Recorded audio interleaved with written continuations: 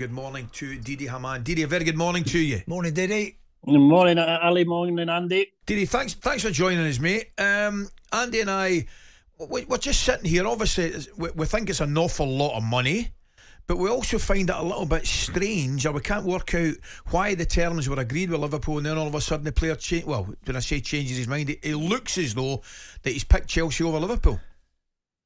Yeah, obviously Liverpool it's not a good look for Liverpool, but at the same time, what should they have done? Yeah, they negotiated with Brighton, they agreed a fee, they negotiated with the player's agent and his team. Everything's agreed, and then he turns around and says, "I don't want to come to Liverpool." So I don't think there's anything more that Liverpool could have done.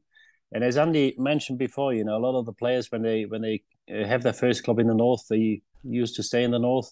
And at the same time, maybe he wanted to stay down south. Obviously, it's a decision only he can make. But I think he would have been a good player for Liverpool too. Yeah, I certainly do. I mean, look, it's an incredible amount of money, Didi. As a top midfield player yourself, what is he going to give this Chelsea team? What do you think he's really going to add to it?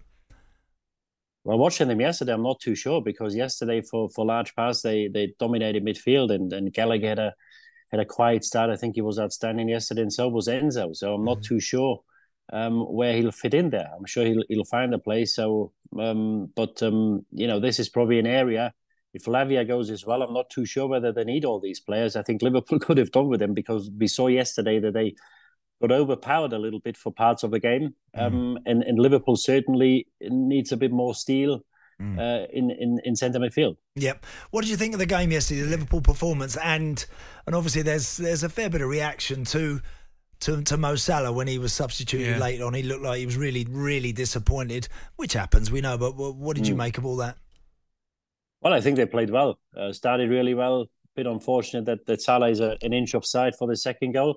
We might have seen a different outcome. And I think then Chelsea showed what a very good team they are. And I think they could really go close this year, Chelsea. And then you've got to say, when Salah came off, when Jones, when Elliott, when Ben Doak came on, they steadied the ship again, Liverpool. Yeah. So I think it was the right move to take him off and take a couple of other players off. And I think Klopp said it perfectly well. He wants to play every game. He wants to win the Golden Boot if possible every season, and he wants to play every minute. So I think it's understandable. Half an hour after the game, I think he had a different view in it. So I think it's all good. Did he tell me, as you would expect, probably Trent says that Liverpool are targeting the title. Now, I thought they did clearly the terrific entry season, not a great season overall, but a great entry season. Having in early stages of what you've seen and what you've seen from City, who have made one or changes within their squad, how far away do you think Liverpool will be? I think they're as far away as last season, if not further. Now, if they don't sign a defence, if they go into the season like this, if they don't sign any more player, I think top four would be a big success. I can't see them challenging for the title. I watched Newcastle. Arsenal was a bit underwhelming. I think City will be there again, and Chelsea won't be far away as well. So you've got to beat you've got to beat one or two of these teams to finish in the top four. I think that'll be hard enough. I think title challenges, I don't see them as title challengers at all. Remains to be seen who they do bring in, because in Fabinho, in Milner, in Henderson, I know they were coming to the end of their careers, but they lost a lot of grit and a lot of steel and a lot of identity and a lot of influence in the dressing room. They only signed 2 players so far. So, if they were to go into the season like this or finish the transfer window as they do now with just 2 signings, I think top 4 would be a success. Didi, we've got to talk about Harry Kane finally. Tell us your thoughts on how successful you think he'll be there. He'll score goals, Andy, because he's just too good a player not to score goals. He plays in a very good team. There's a bit of an issue with the manager now. The manager's coming under pressure.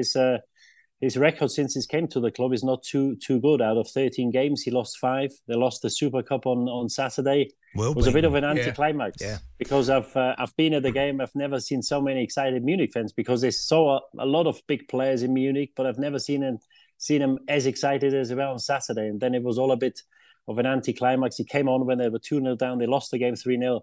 But he got a hero's welcome, and I'm sure he'll like it here. What would the target be for him, league goals-wise, in the Bundesliga, you think, first season round? Well, people say he's got 25, 30 in England, so he'll get 40 or 45 in Germany. I'm not sure this is how it works. Yeah, no. I think if he gets 25 plus, I think he's done well because it's a new club, new players. You know, they create an awful lot of chances. Everybody scores goals at Munich. But I think in his first season, if he scores 25 plus in the Bundesliga, I think he's done all right. talkSPORT Breakfast, waking you up Monday to Friday morning from 6 a.m. on AM, on DAB, via the talkSPORT app and on your smart speaker. talkSPORT.